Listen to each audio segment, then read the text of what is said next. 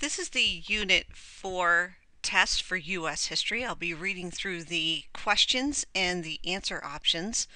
This particular test has 23 multiple choice questions and 2 short answer questions all the way at the end. It's very important to remember while taking your test that you cannot save your answers and then exit the test to continue it later. You must stay in the test and complete the test in one sitting. You can still take a short break, bathroom break, or get a drink of water, or just get up to stretch for a few minutes, but you do need to make sure that you do not leave the test open for hours at a time, hours on end, or even days on end. Please be very careful of that. As you go through, you want to make sure you're saving answers, and also I always recommend that you write down your answers on a piece of paper in case something should happen and you lose your work through a submission error. So save your answers as you go. At the end, you have to submit for grading or else your test will not successfully be sent to your instructor. Let's get started with reading the test. Question number 1. Who was credited with putting the concept of using mass-produced interchangeable parts into practice? Was that DeWitt Clinton, Eli Whitney, or Cyrus McCormick? How did Samuel Slater and Francis Cabot Lowell change and advance American manufacturing? They put up huge amounts of their own capital to hire as many people as possible to increase production. They took production and machinery plans from England and improved them to start the textile industry in America. Or the last option, they persuaded English investors to share their techniques and ideas to get the American textile industry going. Question number 3. What was the main impact of Cyrus McCormick's Reaper and John Deere's steel plow on agriculture? They made large-scale agriculture possible and profitable. They allowed small farmers to keep up with large landowners. Or the last option, they reduced the need for slaves on southern plantations. Number 4, which was not a reason that New England became the center of the American Industrial Revolution. Please remember, they're asking for the answer option that does not fit, which was not the reason New England became the center of the American Industrial Revolution. Coastal trading ports on or near the Atlantic Ocean, access to Pennsylvania's abundant supply of coal, or the last option, climate that supported a large agricultural base. Question number 5. What effect did 19th century trade embargoes and the War of 1812 have on American industry? Americans could not import British goods, so they increased their own production. Americans stockpiled British goods so that they would have them during the war. Or the last option, American industry suffered because raw materials from Britain were not available. Question number 6. Which transportation improvement did not make more rapid movement of goods and people across large areas possible? The Conestoga wagon, steamboats, or railroads? Number 7, how did this invention, pictured below, change the nature of communication in the 19th century? Was it the printing key that allowed the presses to be stopped and started as news was breaking? The electric battery provided the basis for the development of the telegraph? Or was it the telegraph that increased the speed of communication for both commerce or business and news? Number 8, how had the American electorate changed by the election of 1828? Thanks to the suffragette movement, women in some states were eligible to vote. With landholding requirements still in place, fewer men were eligible to vote.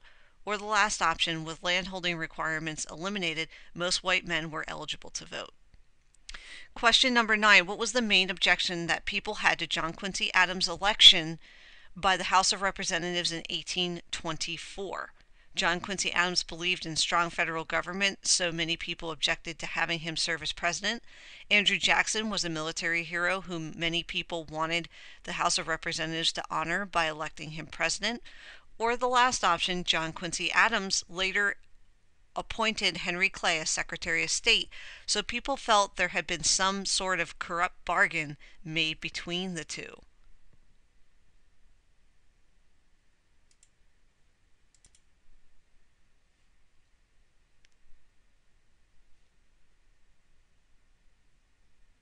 Number 10, what tactic of Andrew Jackson's presidential campaign secured his election? He wrote weekly columns that appeared in all the major newspapers.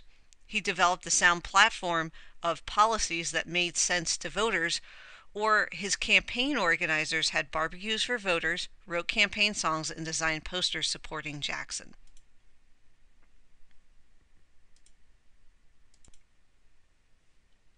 Which of the following is a position that Andrew Jackson took during his administration?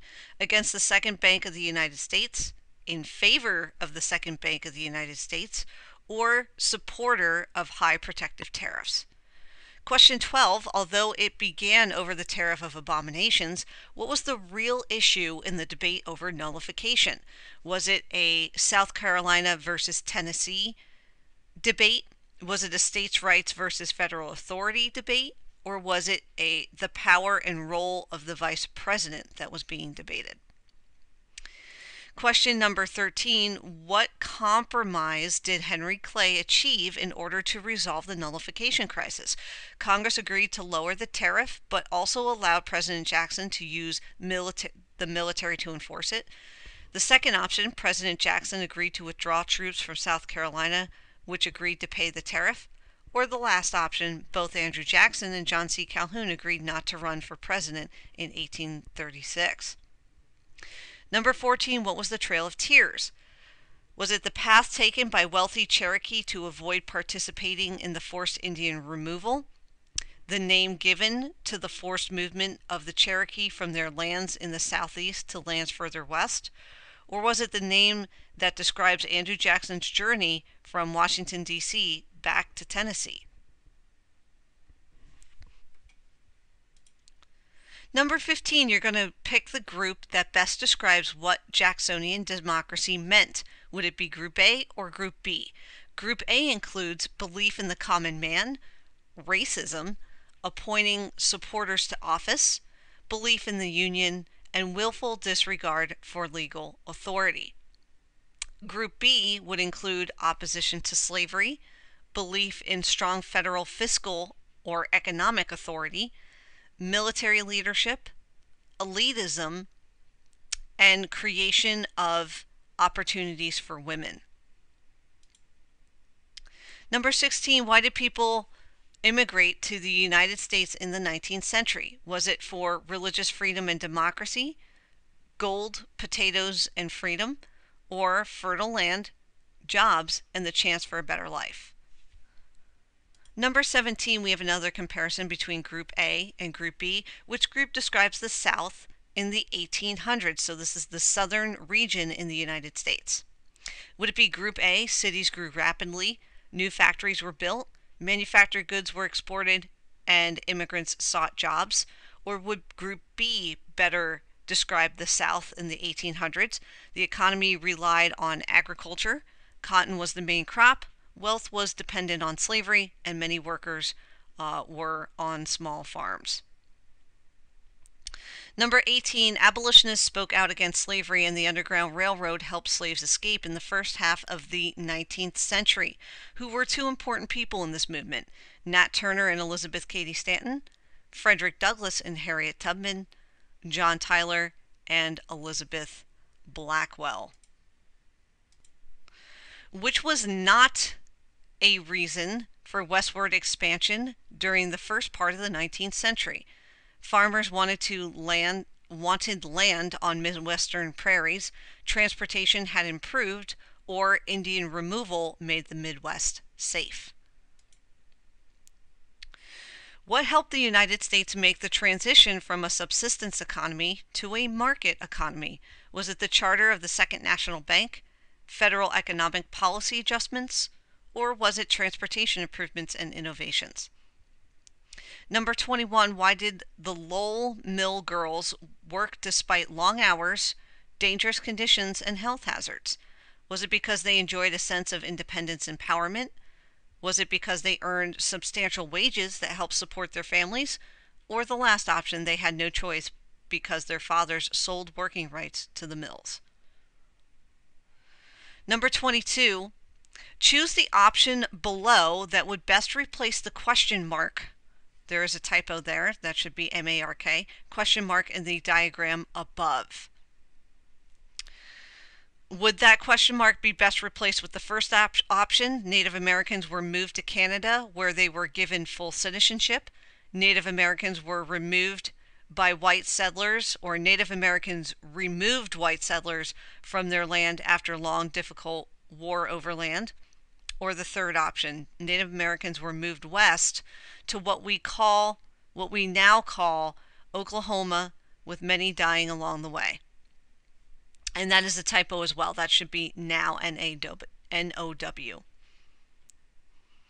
Which region of the U.S. saw the largest and most rapid increase in industrialization and was also the region where industrialization began in the U.S.?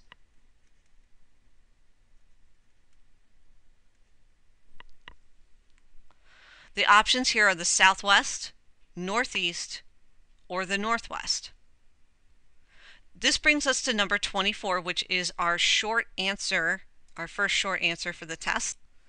The country is changing rapidly, and its experiments with their newfound freedom, technological advances, and new lives developed for immigrants, and division between the North and the South become more evident.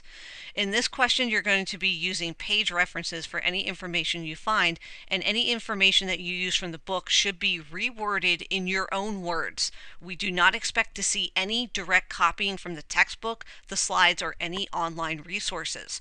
All responses should be in complete sentences and use Unit 4 online course lessons and textbook pages 258 to 327 or chapters 11 to 13. Your first question was Andrew Jackson a great president? Opinions are mixed. What is yours? Consider the words that Jackson's biographer James Parton wrote in 1859. Andrew Jackson, I am given to understand, was a patriot and a traitor. He was one of the greatest generals and wholly ignorant of the art of war. He was the most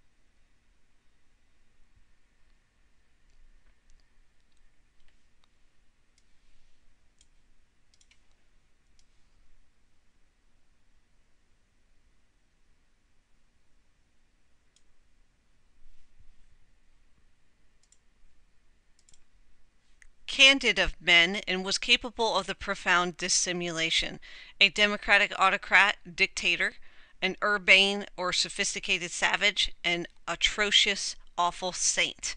What is your opinion? Decide if you think Andrew Jackson was a good president or not. Describe 2 events from his presidency that make you think that way. Explain the events and include why you think the events show Jackson in a positive or negative way. That response is worth 10 points.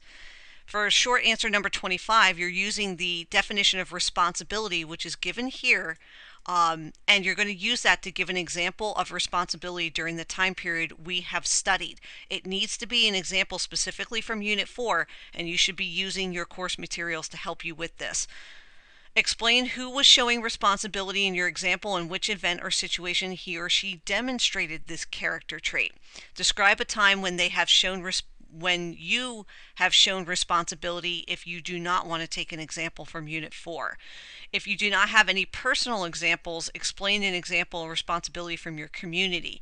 Your example can include people in politics, education, business, or your local community.